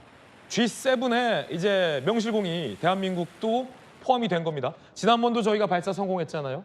그런데 이 우주 강국이었던 미국과 중국도 한 번 발사 성공하고 그 다음번에 연속으로 실패한 바 있습니다. 우리는 연속으로 발사에 성공한 국가가 된 겁니다. 물론 대한민국이 우주 강국이다라고 표현하기는 아직은 성급한 부분이 있습니다만 우주 강국으로 가는 그 길을 열었다라고는 충분히 자축해도 될 만한 일입니다. 우리의 기술로, 순수 대한민국의 기술로, 메이드 인 코리아. 우리의 위성이 발사체가 로켓이 우주로 쏘아 올려졌고 성공을 한 겁니다. 자, 이제 다음 목표는요, 바로 달나라에 가는 겁니다. 우리가 우리 기술로 달나라까지 쏘아 올리는 것, 저는 머지 않았다라고 보고 대한민국 정부도 바로 1조 원인가요? 투자하겠다라고 밝혔습니다. 굉장히 지금 기쁜 일입니다. 김병민 최고위원님, 예. 이거 상당히 자축할 만한 일이죠. 그럼요. 원래 이 발사하기로 했던 날짜가 갑작스럽게 연기가 되면서 많은 국민들이 걱정을 했거든요. 그러니까 소프트웨어상의 문제, 통신 문제 등을 얘기를 하면서 그래도 기립 상태에 있는 걸 보니까 발사가 되긴 되겠구나 하면서도 마지막 순간까지 얼마나 손에 땀을 줬습니까? 조마조마 있었죠. 그 대통령실에서 함께 보기로 했던 아이들과 같이 있다가도 그게 취소되니까 대통령께서 오히려 아이들에게 쭉 그 대통령실을 보여주게 되는 상황까지 왔는데 지금 저 위성이 우주에서요, 예. 분리되는 장면도 들어왔군요, 영상으로. 순수하게 대한민국의 기술을 바탕으로 만든 위성이고 우리의 발사체를 쏘아 올린 이 우주 강국 시대를 열어내게 된 것이죠. 그래서 위성을 통해서 우리가 갖게 되는 의미도 있겠습니다만은 결국은 우리의 높은 기술력들을 전 세계에 보여주는 것들도 하나 있을 거고 앞으로 우주 강국 시대에 박차를 가하게 되면 여기서 얻게 되는 기술들이 결국은 대한민국에 대한 신산업 등으로 연계돼서 대한민국 경제 효과에도 극대한 효과를 이어갈 수 있다는 것이 많은 전문가들의 분석이기도 하거든요. 예. 의미 있는 쾌거를 거둔 만큼 여기 그치지 말고 박차를 가해서 대한민국 과학기술의 국력을 좀 확실하게 집중할 수 있도록 나아가겠다 이런 생각을 갖고 있습니다. 예, 어제 윤석열 대통령도 이 감격적인 소감을 밝혔습니다. 들어보시죠. 이 우주과학이 모든 산업의 선도 역할을 하는 것인 만큼 이제 전 세계에서 우리 대한민국의 첨단 과학기술을 바라보는 눈이 저는 이번에 확 바뀔 거라고 생각합니다. 해외에서 발사할 때는 벌써 카이스트에서 위성 보내는 과정부터 너무너무 생각할 게 많고 준비할 게 많습니다. 근데 이번에는 우리나라, 우리 땅에서 우리 발사체로 우리 위성을 쏠 수 있었기 때문에 모든 과정이 이전에 비해서 훨씬 편했고 그동안에 우리 어렵게 이코노미 타고 다녔는데 퍼스트 클래스 탄 기분이다. 이 카이스트 박사님의 표현이 돌직구원자 한번 모셔야겠네요. 남의 땅에서 발사할 때 얼마나 서러웠겠어요. 우리가 위성 바리바리 싸 들고 본국의 대한민국 카이스트에서는 야 이거 신호 잘 되냐? 안 되냐? 이런 거 하고 밥은 먹고 다니는지 모르겠고 하는데 비행기 타고 갈 필요 없이 딱 우리 땅에 가서 봉고차 타고 가서 딱 발사하니까 얼마나 좋아요. 그러니까 표현이 좀 잘못된 것 같아요. 왜요? 또 좋은데. 이코노미 타다 퍼스트 하는 거는 연구소장 본인의 심정이야. 네. 조마조마한 거예요. 조마조마하고. 좁고 불편하고. 이게 예. 엄청난 예산을 들였는데 성공해야 빛이 되는데. 그렇죠. 이제 성공했으니까 퍼스트 발을 뻗고 자는 기분이다. 근데 실제로 제가 느끼는 이 부분은 월세 단칸방에 살다가 큰 아파트로 이사 간 기분이다. 그 표현이 좋네요. 예. 왜냐하면 남의 집에 사니까 못도 제대로 못 박아요. 맞아요. 남의 땅에서 발사. 예. 불편해도 고치기도 어렵고 또 모든 거기 그동안에 룰이 얼마나 복잡하니까. 예. 이래라 또 저래라. 정보를 줘도 언제 답을 받아야 될지 모르고. 그런 깝깝함이 있었던 또 거예요. 돈도 내야 되잖아요. 예. 근데 그런 부분에 주변 신경 써야 되지. 주인 눈치 봐야 되지. 발사 날짜도 우리 마음대로 못 하지. 그렇습니다. 그래서 여러 하소연 다 가지 해 오늘 하소연 다 해. 국회에서는 막 빨리 안 하냐고 대통령실에서 쪼아대지. 퇴근하지 위해서는. 그런 이제 이코노미 시절에서 퍼스트로 간 건데 정말 이제 전 세계의 물결이 실제 제3의 물결이 정보 물결이잖아요. 제4의 물결이 문화의 물결이에요. 제5의 물결이 우주의 물결입니다. 중요한 건 우리가 저 세계를 다 제대로 갖고 간다는 거죠. 정보 5G, 6G 시대를 주도했고 문화 콘텐츠 오징어 시대를 주도하고 이제 우주 사상, 우주 경제 시대에도 말하자면 탑 7에 들어갔다는 것은 정말 경축할 일이다. 그렇게 봐야 될 것 같아요. 코인 투자도 잘하는 의원도 있고. 네. 아니 그것은 여러 가지 부산물이죠. 부산물이다. 부산물이라고 보여지고 오케이. 실제적으로 보면 이제 정말 중요한 것은 실용 위성이 올라가면 실제로 전 세계의 뭐 코인 투자가 아니라 선물 시장을 우리가 가져올 수 있습니다. 왜냐하면 기후에 대한 정보를 우리가 가지기 때문에 우주연회에서 그런 거 연구하는 분들도 있습니다.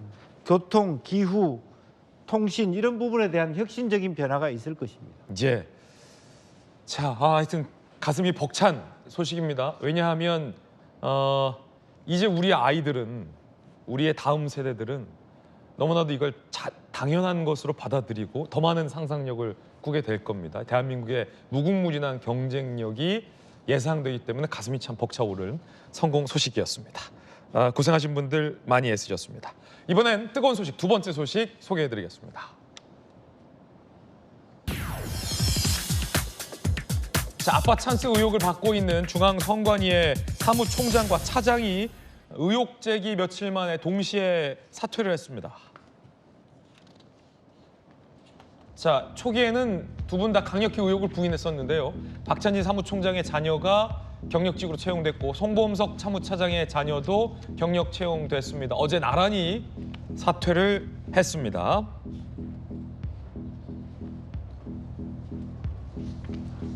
중앙선관위 국민적 비판 수용한다. 현 사태에 도의적 책임지고 사퇴하겠다고 밝혔습니다.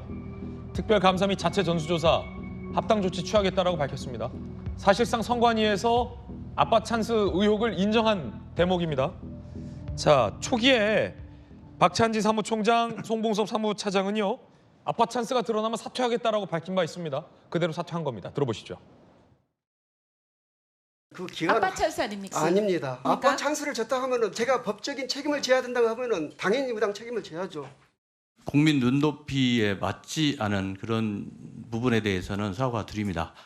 선관위원장이 이 사태가 처음 불거졌을 때 당장 기관장으로서의 조치를 취했어야 마땅합니다. 그 점에 대해서 선관위원장은 분명히 책임 있다는 말씀을 드리고 싶습니다. 자, 사퇴를 했는데 이게 뭐 도의적인 책임을 지고 사퇴를 한 건지 아니면 아빠 찬스 맞다라고 인정하면서 사과를 하고 사퇴한 건지는 알 길이 없습니다. 아직 구체적인 발언이 없는데 김병민 최고위원님 이거를 비판적으로 바라보는 시선도 오늘 조간신문에 많던데 뭐 마치 뭐 잠깐 뭐 당 탈당하는 것도 아니고 계속 아빠 찬스 아니다 당사자들은 강력히 부인하지 않았습니까? 그러다가 갑자기 조용히 사퇴를 해서 좀 설명이 좀 필요할 것 같아요. 사퇴로 끝날 일이 아니죠. 사퇴 이후에도 본격적인 조사를 통해서 명확하게 어떤 아빠 찬스가 있었는지를 확인해야 되고요. 선거관리위원회는 대한민국 전체 선거, 이 민주주의를 담당하는 기관입니다. 그럼 이 민주주의에 꽂힌 선거를 관장하는 기관의 가장 필요한 덕목은 결국 공정, 투명성 아닙니까? 그런데 대한민국 청년들이 가장 싫어하는 불공정성과 그리고 이 그 안에서의 온갖 꼼수를 통해서 이른바 아빠 찬스로 자신의 자녀들이 다른 공직에 있다가 여기로 우르르 채용돼 갖고 승진한다? 용납이 되는 일이겠습니까? 그러니까 이 일에 대해서 불법 위법의 소지가 없었는지 등에 대한 보다 엄정한 조사가 아마 뒤따라야 될 것이고요. 예. 선관위 문제를 지켜보면서 국민들께서 아직도 대한민국 곳곳에 이런 일들이 벌어지고 있었나라고 눈과 귀를 의심하는 분들이 있었을 겁니다. 어느 기관, 공공기관 등 정말 이 공정의 잣대를 위반하는 곳은 없는지 명확하게 살피고 선관위에 대해서도 단순한 사태로 정리되지 않게 분명한 조치, 그리고 선관위원장이 이러한 전체적인 내용들을 알았는지, 추후에 대한 그 본인의 대응은 어땠는지 등에 이르기까지 모든 것들을 꼼꼼히 다 점검해야 된다고 생각합니다. 자, 야당에서는 어떻게 보십니까? 똑같습니다. 문제가 있으면 사퇴를 해야 되는 것이 맞는 것이고요. 저는 이 땅의 아빠 찬스는 좀 없어졌으면 좋겠습니다. 물론 그 부모의 지위에 따라서 본인이 피해를 받아서는 안 된다고도 생각하지만 지금 너무 대한민국에 만연하게 있었던 것이 아빠 찬스였습니다. 부모의 지위를 이용해서 자식도 이익을 보는 그런 구조가 계속되어 왔는데 이제부터라도 끊어내야 된다고 생각을 합니다. 그래서 도의적 책임을 지고 사퇴했다 이런 비판을 받고 있는데 사실 조사를 통해서 만약에 법적인 문제가 있으면 그 법적인 문제도 책임을 져야 되는 것 아닐까라는 생각이 들고요. 사실 이거를 정치적으로만 볼 것이 아니고 이 땅의 아빠 찬스를 끊어내는 그 시발점이 됐으면 좋겠다는 말씀도 드리고 싶습니다. 이 기회에 이제 중앙선관위와 관련돼서 좀 많은 전문가들과 언론에서 쓴소리를 하고 있는 대목도 있는데요. 김영주 의원님, 중앙선관위가 이제 독립기구로 우리가 보호하는 이유는 민주주의에 꽂힌 이 선거를 엄정하고 공정하게 관리하는 데 있어서 여타의 어떤 입김으로부터 자유로우라라는 취지로 이 독립기관을 보장하는 건데 지금 이 사태를 보면 선관위 내부에서 제기되고 있는 채용 의혹과 관련돼 있어서 외부 감사기관의 감사도 우리는 독립기관이니까 받지 않겠다라는 일종의 방탄의 수단으로서 이 독립성을 악용한다면 그것은 잘못된 것 아닙니까? 취지와. 잘못된 거죠. 그러니까 모든 우리 사회에 쓰는 모든 기관들은 다 체크 대상이 돼야 됩니다. 그래서 그런 힘이 있어야지 오히려 큰 사고가 없고 자정 능력이 강화되는 거죠. 긴장이 있어야 되는 건데 오히려 대체로 선관위원들이 가는 분들은 당에서 보낸 분들도 탈당하고 가시잖아요. 그리고 또 저분들의 많은 분들이 급이 높을수록 율사 출신이 많을 거라고요. 그러니까 오히려 공직자 윤리라든지 정치인들의 윤리를 말하자면 체크하는 그런 곳에서 스스로의 윤리나 도덕성이 결여됐다면 저거는 말이 안 되는 것이죠. 그래서 기본적으로 이참에 조금 더 국회에서도 또 정부에서도 선관위의 독립성을 최대한 인정하면서도 스스로 자정 능력이 없을 때 어떻게 체크할 것인지를 한번 좀 들여다볼 필요 있다 그렇게 생각이 듭니다. 자, 이번엔 저희가 준비한 다음 이야기 전해드리겠습니다. 자, 국회로 가보겠습니다. 국회 소식 준비되어 있는데요. 주제 만나보시죠. 두 분 서로 따로 보시는 사진, 따로 볼 때 또 찍힌 사진이죠. 불발된 식사 제한. 저기서 손 맞잡고 좋은 모습도 연출됐는데 식사 제한이 좀 불발됐다라는 이야기가 뒤늦게 나왔습니다. 어떤 얘기인지 함께 보시죠. 김기현 대표가 밝힌 겁니다. 이재명 대표에게 얼굴 한번 보자, 밥 먹고 소주 한잔 하자 했더니 국민들이 밥만 먹으면 안 좋아해요라고 거절했다. 날 만나는 것이 불편한 모양이다라고 어제 이야기를 꺼냈습니다.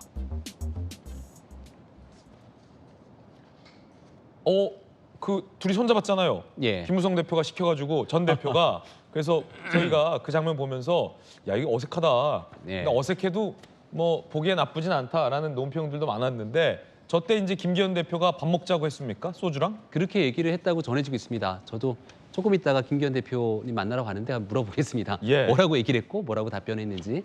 근데 일단 지금 언론에 보도된 걸 보니까 만나서 밥도 좀 먹자라고 하니 이재명 대표의 이 호응 대답이 국민들이 밥만 먹는 걸 좋아하지 않는다라는 얘기지 않습니까?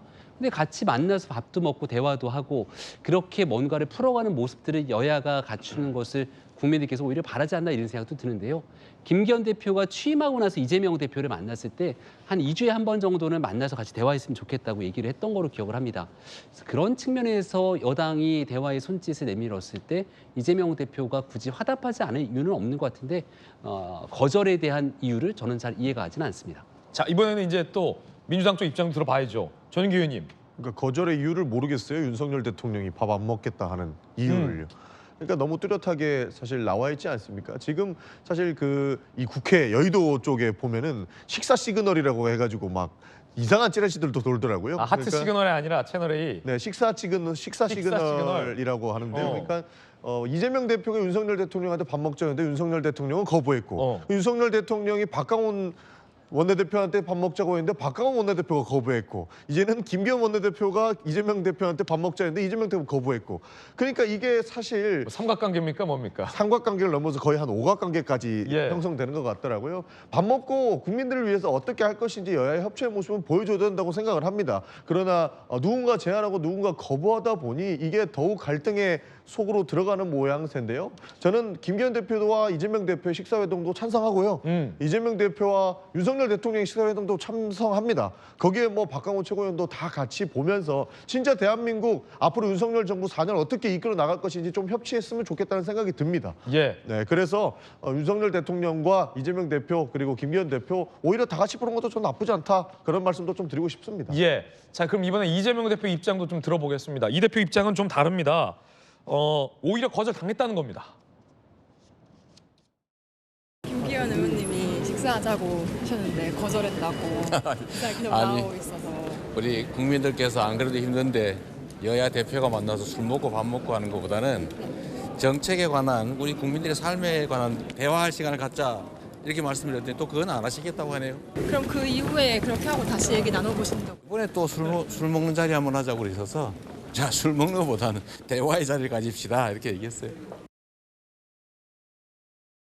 그냥 두 분이 좀 안 맞는 것 같아 보면 김관섭 변호사님. 왜냐면 아니 일단은 뭐 만나야 정책과 관련된 얘기하고 아니면 뭐 밥 먹으면서 정책 얘기하면 되는 건데 밥 먹고 술 먹진 않겠다. 하지만 정책과 관련된 이야기를 하자. 하는 걸 보면 두 분이 좀 안 맞는 것 같아요 그냥. 아니 근데 만나자고 하는데 정책을 가지고 만납시다 이렇게 얘기할 수 있겠어요? 일단은 이제 만나야죠. 만나와서 대화를 풀어야 하고 지금 여야 관계가 엄청 안 좋지 않습니까? 더군다나 이제 야당은 대통령을 공격하고 여당은 야당이 어떠한 입법 폭주에 대해서 엄청 화가 나 있는 상태예요. 그러면 일단 만나서 이제 대화를 해야만이 이게 풀릴 수 있는데 우리가 소주 한잔하고 밥 먹자고 하는 소리가 정말 소주 먹자는 소리는 아니잖아요. 대화의 제스처로 손을 내민 거거든요. 그럼 이제 거기에 응해서 더구나 대표가 만나서 일단 밥 먹고 술 먹는 게 굉장히 상징적 의미가 있죠. 또 술과 밥을 먹으면서 어떻게 앞으로 해결할 것인가, 난국을 헤쳐나갈 것인가, 또 민생을 어떻게 우리가 풀어나갈 것인가 이런 얘기하는 거 아니겠어요? 그런데 뭐 술 먹자고만 얘기한다고 저렇게 이재명 대표가 얘기하는 것은 이제 잘못된 것 같고요. 아마 이재명 대표는 이제 그런 생각하고 있는 것 같아요. 영수회담 제의했잖아요. 대통령이 거절했단 말이에요.